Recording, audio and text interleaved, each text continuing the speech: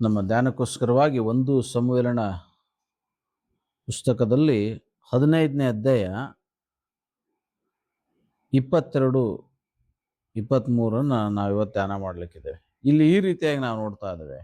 ಅದಕ್ಕೆ ಸಮುವೇಲನು, ಯೆಹೋವನು ವಿಧೇಯತ್ವಕ್ಕೆ ಮೆಚ್ಚುವಷ್ಟು ಯಜ್ಞ ಹೋಮಗಳಿಗೆ ಮೆಚ್ಚುತ್ತಾನೋ? ಯಜ್ಞವನ್ನು ಅರ್ಪಿಸುವುದಕ್ಕಿಂತ ಮಾತು ಕೇಳುವುದು ಉತ್ತಮವಾಗಿದೆ. ಟಗರುಗಳ ಕೊಬ್ಬಿಗಿಂತ ವಿಧೇಯತ್ವವು ವಿಶೇಷವಾಗಿದೆ. ಅವಿಧೇಯತ್ವವು ಮಂತ್ರ ತಂತ್ರಗಳಷ್ಟೇ ಕೆಟ್ಟದ್ದಾಗಿರುವುದು.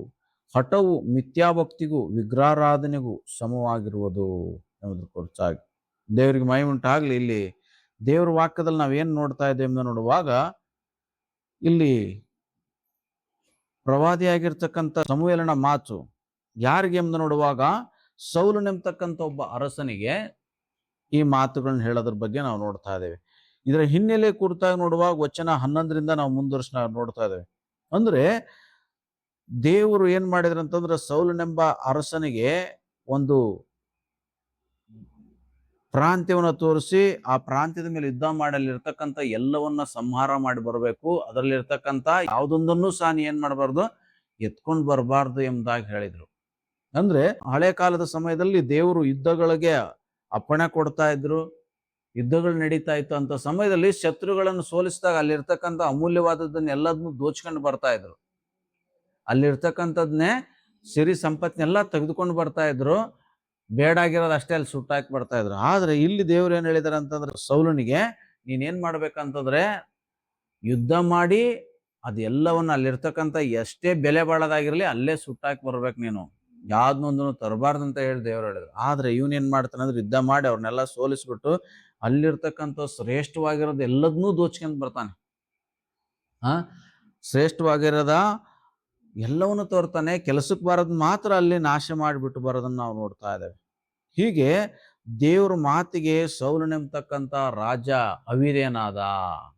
ಅದಕ್ಕೇನೆ ಅವಿಧೇಯನಾಗಿರ್ತಕ್ಕಂಥ ಸೌಲನ ಬಳಿಗೆ ದೇವರು ಸಮುವೇಲನೆಂಬತಕ್ಕಂಥ ದೇವರ ಮನುಷ್ಯನ ಪ್ರವಾದಿನ ಕಳಿಸ್ತಾ ಇದ್ದಾರೆ. ಸಮುವೇಲನ ಯಾರ ಬಳಿಗೆ ಬಂದಿದ್ದಾನೆ? ಸೌಲನ ಬಳಿಗೆ ಬಂದಿದ್ದಾನೆ. ಅರಸನಾಗಿರ್ತಕ್ಕಂಥ ಸೌಲನ ಬಳಿಗೆ ಬಂದು ಹೇಳ್ತಾ ಇದ್ದಾನೆ, ಏನಪ್ಪಾ ನೀನ್ ಮಾಡಿರ್ತಕ್ಕಂಥ ಕೆಲಸ ಅಂತ ಹೇಳಿ ಕೇಳ್ತಾ ಇದ್ದಾನೆ.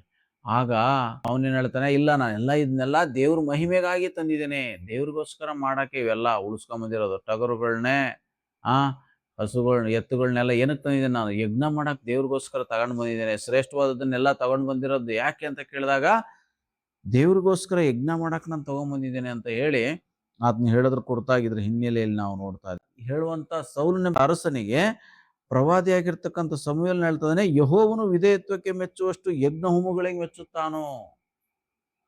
ಯಜ್ಞವನ್ನು ಅರ್ಪಿಸೋದಕ್ಕಿಂತ ಮಾತು ಕೇಳೋದು ಉತ್ತಮ ಆಗಿದೆ ಅಂತ ಹೇಳಿ ಇಲ್ಲಿ ಆತನ ಹೇಳೋದ್ರ ಬಗ್ಗೆ ನಾವು ನೋಡ್ತಾ ಇದ್ದೇವೆ. ಅಂತಂದ್ರೆ ಸೌಲ ಏನೆಲ್ಲ ಮಾಡಿದ್ನು, ಅವನು ಏನೆಲ್ಲ ಮಾಡಕ್ ಹೋದ್ನು, ಆದ್ರೆ ಏನ್ ಮಾಡ್ಲಿಲ್ಲ ಅಂತಂದ್ರೆ, ದೇವ್ರ ಮಾತು ಸಿಂಪಲ್ ಆಗಿತ್ತು.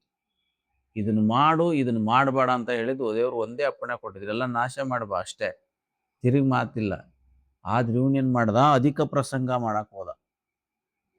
ಅಧಿಕ ಪ್ರಸಂಗ ಮಾಡಕ್ ಹೋಗಿ ಏನ್ ಮಾಡಿದ್ನಂತಂದ್ರೆ, ಆತನ್ನೇನ್ ಮಾಡ್ತಾರೆ, ಆ ಅರಸತನದಿಂದ ದೇವರು ಆತನ್ನೇ ಕಿತ್ತಾಕ್ತಾ ಇದ್ದಾರೆ. ಇಷ್ಟ ದಿನ ರಾಜನಾಗಿರ್ತಕ್ಕಂಥವ್ನು ಅವನ್ನೇನ್ ಮಾಡ್ತಾನೆ, ರಾಜ ಒಂದ್ ಇದರಿಂದ ಸ್ಥಾನದಿಂದ ದೇವ್ರು ಕಿತ್ತಾಕ್ತಾ ಇದ್ದಾನೆ. ಅವನಿಗೆ ಬದಲಾಗಿ ನೆಕ್ಸ್ಟ್ ದಾವಿದನನ್ನ ಅವನ ಹುದ್ದೆಗೆ ನೇಮಿಸ್ತಾರೆ. ರಾಜನಾಗಿ ದೇವರು ದಾವಿದನನ್ನ ಆರಿಸೋದ್ರ ಬಗ್ಗೆ ಮುಂದಿನ ವಚನಗಳಲ್ಲಿ ನಾವು ನೋಡ್ತಾ ಇದ್ದೇವೆ ಪ್ರಿಯರೇ. ಅಂದ್ರೆ ಈತನ ಏನ್ ಮಾಡಿದ್ನಪ್ಪ, ಅರಸುತನ ಕಳ್ಕಂಡ. ಯಾಕಂತಂದ್ರೆ ದೇವ್ರ ಮಾತನ್ನು ಕೇಳದೆ ಇರೋದ್ರಿಂದ. ಅನೇಕ ಸಾರಿ ದೇವ್ರ ಮಾತುಗಳು ತುಂಬಾ ಸರಳವಾಗಿರುತ್ತೆ, ನಾವೇ ಅದನ್ನೇನ್ ಮಾಡ್ತೇವಪ್ಪ ಅಂದ್ರೆ ಕಾಂಪ್ಲಿಕೇಟೆಡ್ ಆಗಿ ಮಾಡ್ಕೊಂತೀವಿ, ಅದನ್ನೇ ದೊಡ್ಡದಾಗಿ ಏನೋ ಒಂಥರ ಮಾಡ್ಕೊಂತೀವಿ. ದೇವ್ರ ಮಾತು ತುಂಬಾ ಸಿಂಪಲ್ ಆಗಿರುತ್ತೆ, ಸರಳವಾಗಿರುತ್ತೆ. ಅದನ್ನೇ ನಾವೇನ್ ಮಾಡ್ತೇವಪ್ಪ ಅಂತಂದ್ರೆ, ಅದನ್ನೇನೋ ದೊಡ್ಡದಾಗಿ ಭಾರ ಹೊತ್ಕೊಂಡಿರ್ತಾರ ನಾವು ಮಾಡಕ್ ಹೋಗಿ ಎಲ್ಲ ಎಡವಟ್ಟುಗಳನ್ನ ಮಾಡ್ತೇವೆ. ಅದಕ್ಕೇನೆ ದೇವ್ರ ವಾಕ್ಯ ಇವತ್ತೇನ್ ಹೇಳ್ತದಪ್ಪ ಅಂತಂದ್ರೆ, ಯಜ್ಞ ಅರ್ಪಿಸೋದಕ್ಕಿಂತ ಮಾತು ಕೇಳೋದು ಉತ್ತಮ. ನೀನ್ ಏನೇನ್ ಮಾಡ್ತೀನಿ ಅದನ್ನ ಮಾಡ್ತೀನಿ, ನೀನ್ ಏನೇನು ಮಾಡು, ನೀನ್ ಏನ್ ಮಾಡ್ತಿ ಅಂತ ಹೇಳಿ ದೇವ್ರು ನೋಡಲ್ಲ. ನಾವು ನಮ್ಮ ಆಕ್ಷನ್ ದೇವ್ರು ಗಮನಿಸೋದಕ್ಕಿಂತ ದೇವ್ರು ಯಾವ್ದನ್ನ ಗಮನಿಸ್ತಾನೆ ಅಂದ್ರೆ, ನಮ್ಮ ಯೋಚನೆ. ನಾವು ದೇವ್ರಿಗಾಗಿ ಏನ್ ಮಾಡ್ತೇವೆ ಅನ್ನೋದಕ್ಕಿಂತ ದೇವ್ರಿಗಾಗಿ ಏನ್ ಯೋಚನೆ ಮಾಡ್ತೇವೆ ಅನ್ನೋದನ್ನ ದೇವ್ರು ಗಮನಿಸ್ತಾನಂತ. ಹಂಗೆ ಇವನೇನ್ ಮಾಡಿದ್ನಪ್ಪ ಅಂದ್ರೆ, ನಾನು ದೇವ್ರಿಗೆ ಅದ್ ಮಾಡ್ಬೇಕು ಇದ್ ಮಾಡ್ಬೇಕು ಅಂತ ಹೇಳಿ ತಗೊಂಡ್ ಬಂದ ಅಲ್ವಾ. ಆದ್ರೆ ಆತನ ದೇವ್ರಿಗೆ ವಿರುದ್ಧವಾಗಿ ವಿರುದ್ಧವಾಗಿರ್ತಕ್ಕಂಥ ವಿಷಯದಲ್ಲಿ ನಾವು ಸಹ ಹಂಗೆ ಮಾಡ್ತೇವೆ ಅನೇಕ ಸಾರಿ. ಸೌಲನ ಹಾಗೆ ನಾವೇ ಮಾಡ್ತೇವೆ, ದೇವ್ರ ಮಾತುಗಳನ್ನ ಕೇಳಲ್ಲ, ದೇವ್ರಿಗೆ ಒಳಗಾಗಲ್ಲ. ಅದರಿಂದ ನಾವೇನು ಮಾಡ್ತೇವಪ್ಪ ಅಂದ್ರೆ ಇರೋ ಸ್ಥಿತಿಗಿಂತ ಇನ್ನೂ ಕೆಳಗೆ ಹೋಗ್ತೇವೆ ನಾವು. ಯಾವಾಗ ದೇವ್ರಿಗೆ ನಾವು ವಿಧೇಯರಾಗ್ತೇವೋ ದೇವ್ರು ಏನು ಮಾಡ್ತಾನೆ, ದೇವ್ರು ತನ್ನ ಯಾರೆಲ್ಲ ಭಕ್ತರು ದೇವ್ರಿಗೆ ವಿಧೇಯರಾಗಿದ್ದಾರೋ ಅವ್ರನ್ನೇನು ಮಾಡಿದಾನೆ, ದೇವರು ಉನ್ನತಿಗೆ ನಡೆಸಿದ್ದಾನೆ. ಈ ಬೈಬಲಲ್ಲಿ 66 ಪುಸ್ತಕ ಇದೆ ನಾವು ಓದುವಂಥ ಬೈಬಲಲ್ಲಿ.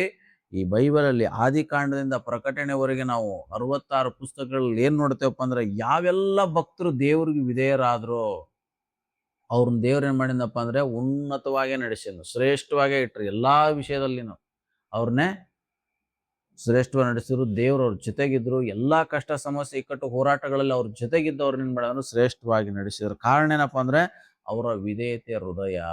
ಅದರಿಂದ ನಾವು ಯಜ್ಞ ಮಾಡಕ್ ರೆಡಿ ಇದೀವಿ ಅನೇಕ ಸಾರೆ, ಆದ್ರೂ ಮಾತು ಕೇಳಕ್ ಇಷ್ಟ ಇಲ್ಲ ಜನರು. ಬೇಕಂದ್ರೆ ವೆಲಂಗಣಿಗೆ ಹೋಗಿ ತಲೆ ಬಡಿಸ್ಕೊಂಬ ಅಂದ್ರೆ ಹೋಗಿ ಬರ್ತಾರೆ ಜನ. ಬೇಕಂದ್ರೆ ಚರ್ಚ್ಗೆ 5100 ರೂಪಾಯಿ ಕೊಡ್ಬೇಕು, 101 ರೂಪಾಯಿ ಕೊಡ್ಬೇಕು, ಇಷ್ಟು ಕಾಣಿಕೆ ಕೊಡ್ಬೇಕು, ಅಷ್ಟು ಕಾಣಿಕೆ ಕೊಡ್ಬೇಕು, ಅದನ್ನ ಕೊಡ್ಬೇಕು, ಕೊಡಕ್ ರೆಡಿ ಇದ್ದಾರೆ. ಆದ್ರೆ ದೇವ್ರ ಮಾತು ಕೇಳಕ್ ಜನರಿಗೆ ಇಷ್ಟ ಇಲ್ಲ. ಕಾರ್ಯ ಬೇಕಾದ್ರೆ ಏನ್ ಬೇಕಾದ್ರೂ ಮಾಡ್ತೀನಿ, ಮಾತು ಕೇಳೋದು ಕಷ್ಟ ಜನರಿಗೆ.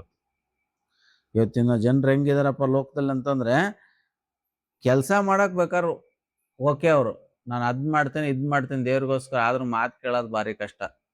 ಆದ್ರೆ ದೇವ್ರು ಹೇಳ್ತಾನೆ, ನಿಮ್ಮ ಯಜ್ಞ ನಿಮ್ ಕೆಲಸ ನನಗೆ ಬೇಕಾಗಿಲ್ಲ, ಯಜ್ಞ ಅರ್ಪಿಸೋದಕ್ಕಿಂತ ಮಾತು ಕೇಳೋದು ಮುಖ್ಯ. ಅಂದ್ರೆ ದೇವ್ರಿಗೆ ನಾವು ನಮ್ಮಿಂದ ಬಯಸ್ತಕ್ಕಂಥದ್ದು ಕಾಣಿಕೆ ಆಗ್ಲಿ ಇನ್ನೊಂದಾಗ್ಲಿ ದೇವ್ರು ಏನನ್ನೂ ಬಯಸಲ್ಲ. ದೇವ್ರಿಗೆ ನಾವು ಎಷ್ಟು ವಿಧೇಯರಾಗ್ತೇವೆ ದೇವ್ರ ಮಾತುಗಳಿಗೆ ಅನ್ನೋದೇ ಬಹಳ ಮುಖ್ಯ. ಅದಕ್ಕೆ ಇವತ್ತು ನಾನು ನೀವುಗಳು ಏನ್ ಮಾಡ್ಬೇಕಾಗಿದೆ ಅಂದ್ರೆ ದೇವ್ರಿಗೆ ವಿಧೇಯರಾಗ್ಬೇಕು.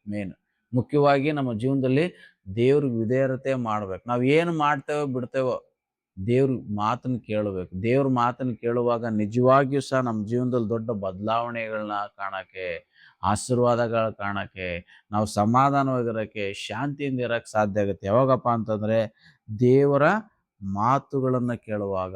ದೇವ್ರ ಮಾತುಗಳಂದ್ರೆ ಏನು ಅಂತಂದ್ರೆ ದೇವರ ವಾಕ್ಯಗಳು. ದೇವ್ರು ನಮಗೆ ಹೇಳ್ತಾನೆ ಮಾತುಗಳನ್ನೇ. ಆ ದೇವರ ಮಾತುಗಳಂದ್ರೆ ವಾಕ್ಯ. ಆ ವಾಕ್ಯವನ್ನು ಕೇಳಿ ಅದಕ್ಕೆ ವಿಧೇಯರಾಗುವಾಗ ಅದೇನಾಗ್ತದೆ ಅಂತಂದ್ರೆ ನಮಗೆ ಆಶೀರ್ವಾದಕ್ಕೆ ನಡೆಸ್ತದೆ. ಅದು ನಮ್ಮನ್ನ ಶ್ರೇಷ್ಠತೆ ಕಡೆಗೆ ನಡೆಸ್ತದೆ. ನಾವು ಯಾವೆಲ್ಲ ಭಕ್ತರ ಬಗ್ಗೆ ನಾವು ಹೇಳ್ಕೊಂಡು ಹೋದ್ರೆ ನಮಗೆ ರಾತ್ರಿ ಇಡೀ ಸಾಲದು, ಹಗಲೆಲ್ಲ ಸಾಲದು. ಅಷ್ಟೊಂದು ಭಕ್ತರ ಜೀವನಗಳ ಕುರಿತಾಗಿ ಈ ಒಂದು ಪುಸ್ತಕದಲ್ಲಿ, ದೇವ್ರ ವಾಕ್ಯ ಅಂತಕ್ಕಂಥ ಈ ಒಂದು ಪುಸ್ತಕದಲ್ಲಿ ಏನಿದೆ, ಅಷ್ಟೊಂದು ಇತಿಹಾಸ ಇದೆ. ಅದರಿಂದ ಅವರೆಲ್ಲರೂ ಸಹ ದೇವ್ರಿಗೆ ವಿಧೇಯರಾದರು. ಇವತ್ತು ನಮಗೆ ವಿಧೇಯತೆ ಬೇಕು, ವಿಧೇಯತೆನೇ ಬಹಳ ಮುಖ್ಯ. ಇವತ್ತು ನಮ್ದು ಸಂದೇಶದ ಸಾರಾಂಶ ಏನಪ್ಪಾ ಅಂತಂದ್ರೆ, ಯಜ್ಞವನ್ನು ಅರ್ಪಿಸೋದಕ್ಕಿಂತ ಮಾತು ಕೇಳೋದು ಉತ್ತಮ. ಯಜ್ಞ ಅರ್ಪಿಸೋದಂದ್ರೇನು? ಕಾರ್ಯ ಮಾಡೋದು ಅಲ್ವಾ? ಯಜ್ಞ ಅಂದ್ರೇನು? ಆಗಿನ ಕಾಲದಲ್ಲಿ ಕುರಿ ಕೋಡಿ ಪ್ರಾಣಿಗಳನ್ನೇ ಪಕ್ಷಿಗಳನ್ನೇ ದೇವ್ರಿಗೆ ಏನ್ ಮಾಡ್ತಾ ಇದ್ರು? ಯಜ್ಞ ಮಾಡ್ತಾ ಇದ್ರು. ದೇವ್ರಿಗೆ ಏನಕ್ಕೆ? ಮೆಚ್ಚಕ್ಕೆ. ಯಜ್ಞ ಏನಕ್ಕೆ ಮಾಡ್ತಾ ಇದ್ರು? ಪಾಪ ಕ್ಷಮಾಪಣೆಗೋಸ್ಕರ, ಮೆಚ್ಚಕ್ಕೆ, ಕೃತಜ್ಞತೆಗೋಸ್ಕರ, ಹೀಗೆಲ್ಲ ಯಜ್ಞ ಮಾಡ್ತಾ ಇದ್ರು.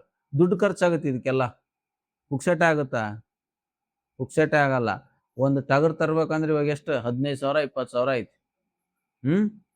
ಅಲ್ವಾ? ಒಂದು ಟಗರ್ ತಂದು ಯಜ್ಞ ಮಾಡ್ಬೇಕು ದೇವ್ರಿಗೆ ಅಂದ್ರೆ 20,000 ಐತೆ. ದೇವ್ರು ಸಿಂಪಲ್ ಆಗಿ ಹೇಳ್ತಾನೆ, ನೀನು ಯಜ್ಞ ಅರ್ಪಿಸೋದಕ್ಕಿಂತ ಮಾತು ಕೇಳೋದು ಉತ್ತಮ. 20,000 ಖರ್ಚು ಮಾಡೋದೇ ಬೇಡ ನೀನು, ಜಸ್ಟ್ ನನ್ನ ಮಾತು ಕೇಳು, ಅದಕ್ಕಿಂತ ಉತ್ತಮ ಅಂತ. ಹಂಗೆ ನಾವು ದೇವ್ರ ಮಾತು ಕೇಳಬೇಕು, ದೇವ್ರಿಗೆ ವಿಧೇಯರಾಗಬೇಕು. ದೇವ್ರು ಏನು ಹೇಳ್ತಾನೆ ಅದನ್ನೇ ಕೇಳಬೇಕು. ಹಾಗೆ ನಾವು ದೇವ್ರ ಮಾತುಗಳಿಗೆ ಯಾವಾಗ ಕೇಳ್ತೇವೋ ಅದು ಯಜ್ಞಕ್ಕಿಂತಲೂ ಬಹಳ ಶ್ರೇಷ್ಠ. ಅದರಿಂದ ನಾವು ದೇವ್ರು ನಮ್ಮ ಜೊತೆಗೆ ಪ್ರತಿನಿತ್ಯ ಮಾತಾಡ್ತಾರೆ. ದೇವ್ರು ನಮ್ಮ ಆತ್ಮದೊಂದಿಗೆ ಮಾತಾಡ್ತಾರೆ. ತನ್ನ ವಾಕ್ಯವನ್ನು ಓದುವಾಗ ಪ್ರತಿನಿತ್ಯ ನಮ್ಮ ಜೊತೆಗೆ ಮಾತಾಡ್ತಾರೆ ದೇವರು. ಅನೇಕ ಸನ್ನಿವೇಶ, ನಾವು ವಾಕ್ಯನೇ ಓದಿಲ್ಲ ಪಾಸ್ಟ್ರೆ ಅಂದ್ರು ದೇವ್ರು ಅನೇಕ ಪರಿಸ್ಥಿತಿಗಳನ್ನ ನಿಮ್ಮ ಜೀವಿತದಲ್ಲಿ ತಂದು ನಿಮ್ಮ ಜೊತೆಗೆ ದೇವ್ರು ಮಾತಾಡ್ತಾನೆ. ಎಲ್ಲರ ಜೊತೆಗೆ ಮಾತಾಡ್ತಾನೆ. ಎಲ್ಲರ ಜೊತೆ ಹೆಂಗ್ ಮಾತಾಡ್ತಾನೆ? ನಮ್ಮ ಕೆಲಸ ಸ್ಥಳದಲ್ಲಿ ಜನರ ಮೂಲಕ ಮಾತಾಡ್ತಾನೆ. ಇಂಡೈರೆಕ್ಟ್ ಆಗಿ ಮಾತಾಡ್ತಾನೆ ದೇವ್ರು. ನಾವು ಬೈಬಲ್ ಓದಿಲ್ಲ ಅಂದ್ರು ದೇವ್ರು ನಮ್ಮ ಜೊತೆಗೆ ಮಾತಾಡ್ತಾನೆ. ಅನೇಕ ಸಾರಿ ಅನೇಕ ಸನ್ನಿವೇಶಗಳನ್ನ ತಂದೆ ಮಾಡ್ತಾನೆ, ಅನೇಕ ಪಾಠಗಳನ್ನ ನಮಗೆ ಕಲಿಸ್ತಾನೆ. ಆ ದೇವ್ರು ನಮ್ಮ ಜೊತೆಗೆ ಮಾತಾಡುವಾಗ ಸೇವಕರ ಮೂಲಕ, ಅನೇಕ ಸನ್ನಿವೇಶಗಳ ಮೂಲಕ, ಅನೇಕ ಪರಿಸ್ಥಿತಿಗಳ ಮೂಲಕ ದೇವ್ರು ನಮ್ಮ ಜೊತೆಗೆ ಮಾತಾಡುವಾಗ ಏನ್ ಮಾಡಬೇಕು? ನಾವು ಎಚ್ಚೆತ್ಕೋಬೇಕು, ದೇವ್ರಿಗೆ ವಿಧೇಯರಾಗಬೇಕು, ಆತನ ಹೇಳಿದಂತೆ ನಾವು ಮಾಡಬೇಕು.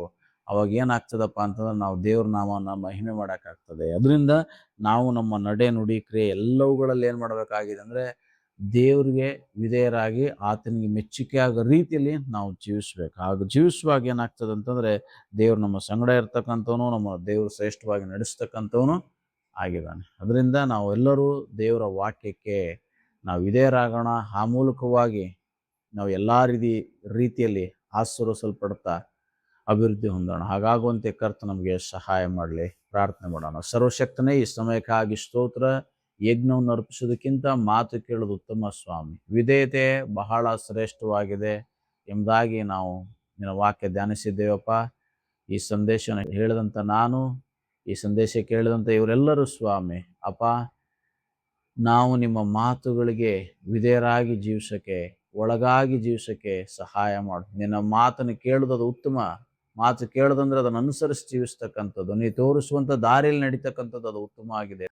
ಟಗರುಗಳ ಯಜ್ಞಕ್ಕಿಂತ ಸ್ವಾಮಿ ವಿಶೇಷವಾಗಿದೆ ಅಪ್ಪ. ಅದಕ್ಕಾಗಿ ಸ್ತೋತ್ರ. ನಾವು ಕರ್ತನೆ ನಿನ್ನನ್ನು ಪ್ರೀತಿಸಿ ನಿನ್ನ ವಾಕ್ಯಗಳು ವಿಧೇಯರಾಗಿ ಜೀವಿಸೋಕ್ಕೆ ಸಹಾಯ ಮಾಡು. ಆ ಮೂಲಕವಾಗಿ ನಿನ್ನಿಂದ ಬರುವಂಥ ಎಲ್ಲ ಆಶೀರ್ವಾದಗಳನ್ನು ಹೊಂದಿಕೊಳ್ಳೋಕ್ಕೆ ಕೃಪೆ ಮಾಡು ಎಂಬ ಪ್ರಾರ್ಥಿಸ್ತೇವೆ. ಯೇಸುವಿನ ಮೂಲಕವಾಗಿ ಪ್ರಾರ್ಥಿಸ್ತೇವೆ ಪರಲೋಕ ತಂದೆಯೇ, ಆಮೆನ್. ಈ ಸಂದೇಶ ನಿಮಗೆ ಆಶೀರ್ವಾದಕರವಾಗಿದ್ದರೆ ದೇವರಿಗೆ ಮಹಿಮೆ ಮಾಡಿ ನಿಮ್ಮ ಸ್ನೇಹಿತರೊಂದಿಗೆ ಇದನ್ನು ಹಂಚಿಕೊಳ್ಳೋದ್ರ ಮೂಲಕವಾಗಿ ಅವರು ಸಹ ಆತ್ಮಿಕವಾಗಿ ಬಲ ಹೊಂದಲಿಕ್ಕೆ ಪ್ರೋತ್ಸಾಹಿಸಬೇಕಾಗಿ ವಿನಂತಿಸ್ಕೊಳ್ತೇನೆ.